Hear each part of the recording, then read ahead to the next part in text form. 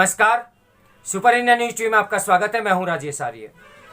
आइए देखते हैं आज का विशेष समाचार। तलाश गंगा जमुनी तहजीब की। क्या गंगा जमुनी तहजीब इसकी इजाजत नहीं देती कि रामनवमी या फिर दुर्गा पूजा पर शोभा यात्राएं मुस्लिम इलाकों से निकले? बीते रविवार को रामनवमी थी और रमजान माह का 8वां रोजा भी।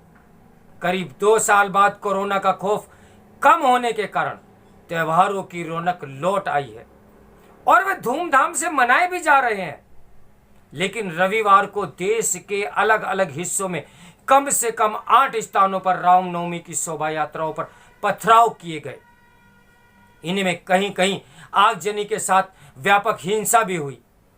कई जगह घायल होने वालों में पुलिसकर्मी भी थे। खरगोन मध्य प्रदेश में तो पुलिस अधीक्षक को गोली भी मार दी गई। ये घटनाएं क्या कहती हैं? यही कि गंगा जमुना तहजीब नाम की चीज या तो एक छल है या फिर उसकी मनचाही व्याख्या कर ली गई है। पता नहीं गंगा जमुनी तहजीब का जुमला किसकी देन है, लेकिन यदि यह तहजीब सदियों पुरानी है जैसा कि दावा किया जाता है, तो सवाल यह है कि भारत का विभाजन आखिर हुआ क्यों था।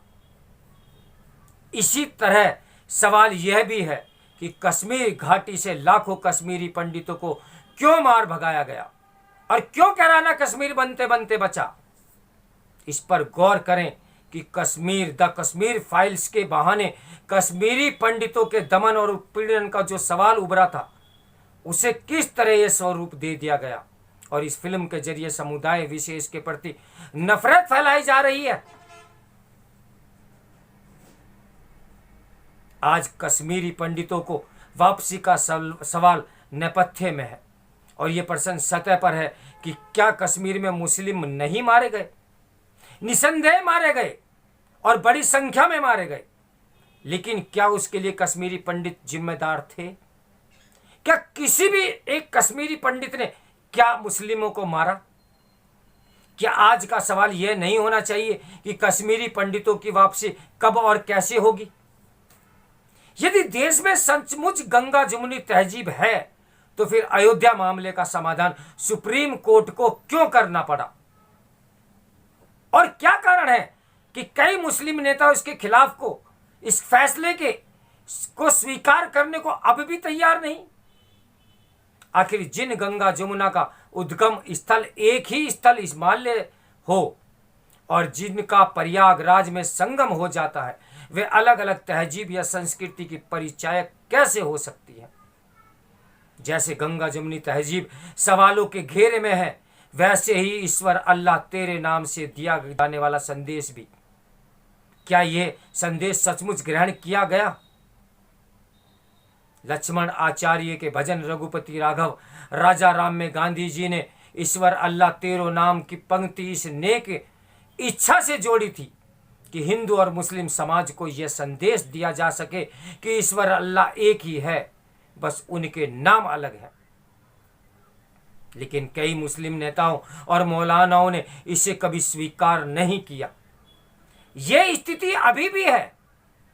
असुद्दीन ओवैसी और उनकी पार्टी के नेताओं को जब कभी जय श्री राम नारे का जिक्र करना होता है, तो वे JSR कहना पसंद करते हैं। ऐसे नेताओं के लिए भारत माता की जय भी बेम के जय है। वंदे मातरम को लेकर भी उनकी आपत्ति किसी से छिपी नहीं। यह भी कोई अनोखी बात नहीं कि ऐसे मुसलमानों को धमकियां मिलती हैं और उनके खिलाफ फतवे जारी होते हैं, जो कभी सार्वजनिक रूप से जय श्री राम या फिर भारत माता की जय बोल देते हैं। अब तो यह स्थिति है कि भाजपा को वोट देने वाला मुस्लिम भी निंदा और कुछ मामलों में तो पिटाई, सामाजिक बहिष्कार का भी पात्र है। इस कदर से सेलिब्रिटी भी नहीं बच पाते। ये कहर किसी सेलिब्रिटी को भी नहीं बचा पा रहा है। क्या ये किसी से छिपा है कि विभिन्न मौकों पर इरफान, सारा अली खान और मोहम्मद कैफ को किस तरह लांछित किया गया? रामनवमी पर शोभा यात्राओं पर पथराव करने वालों के खिलाफ हो रही कार्रवाई को लेकर यह माहौल बनाने की कोशिश हो रही है कि भारत में मुसलमानों को सताया जा रहा है। इस अभियान में मुस्लिम पर्सनल लॉ बोर्ड के नेता से लेकर ओवैसी और राणा अयूब जैसे तथाकथित पत्रकार शामिल हैं। मुस्लिम पर्सनल लॉ बोर्ड के महासचिव मौलाना सैफुल्लाह रहमानी ने तो पहले ही ये कह दिया था कि देश के मुसलमान अपने धार्मिक रीति रिवाजों के मामले में 1857 और 1947 से ज्यादा मुश्किल हालात से गुजर रहे हैं। क्या इससे अधिक भड़काऊ बयान और कोई हो सकता है? रामनवमी पर शोभा यात्राओं पर हुए पथराव की घटनाओं के मामले में यह भी कहा जा रहा है कि ये यात्राएं मुस्लिम इलाकों से निकल रही थी। क्या यह अपराध है?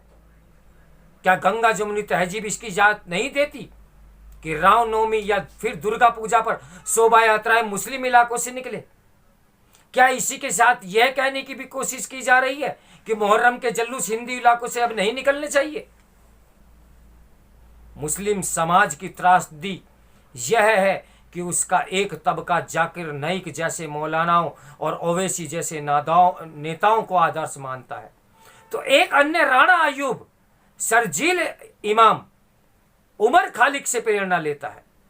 वह APJ अब्दुल कलाम, अब्दुल हमीद, मेजर उस्मान, रहीम रसखान और यहाँ तक कि मुगलों शासकों में सबसे उदार माने गए अकबर तक को घास नहीं डालता। दारा सिकों के बजाय उसे औरंगजेब सुहाता है। जो मुस्लिम अपने समाज की कट्टरता या फिर पिछड़ेपन के मजहबी कारणों के खिलाफ बोलते हैं, लिखते हैं या कुछ कहते हैं, उन्हें अतः सरकारी या फिर संघी मुसलमान करार दिया जाता है। हाल में उत्तर प्रदेश में मंत्री बनाए गए दानिश आजम अंसारी इसका ताजा उदाहरण है। निसंदेह त्रासदी यह भी है कि कट्टरता का जवाब कट्टरता से देने की प्रवृत्ति बढ़ रही है। ये खतरनाक है। अब हिंदुओं की ओर से भी अब कोई ना कोई कट्टर जवाब देने लगा है। इसलिए इन्हें फ्रिज एलिमेंट कहकर खारिज करने से काम चलने वाला नहीं है, क्योंकि उनके जहरीले बयान बहुत बुरा असर डालते हैं और उन लोगों का काम तो आसान करते हैं जो मुसलमानों को यह समझाने की कोशिश में रहते हैं कि इस्लाम खतरे में है या वे खतरे में है। इरादा चाहे कुछ भी हो, किस प्रकार की एक समुदाय दूसरे समुदाय को दबाने में लगा हुआ है। क्या उनके क्षेत्रों से शादी ब्याह की बरातें नहीं निकलनी चाहिए?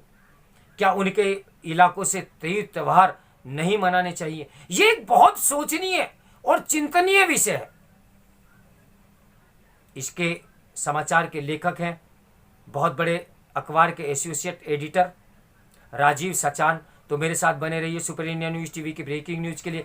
नमस्कार, मैं हूं राजेश आर्य।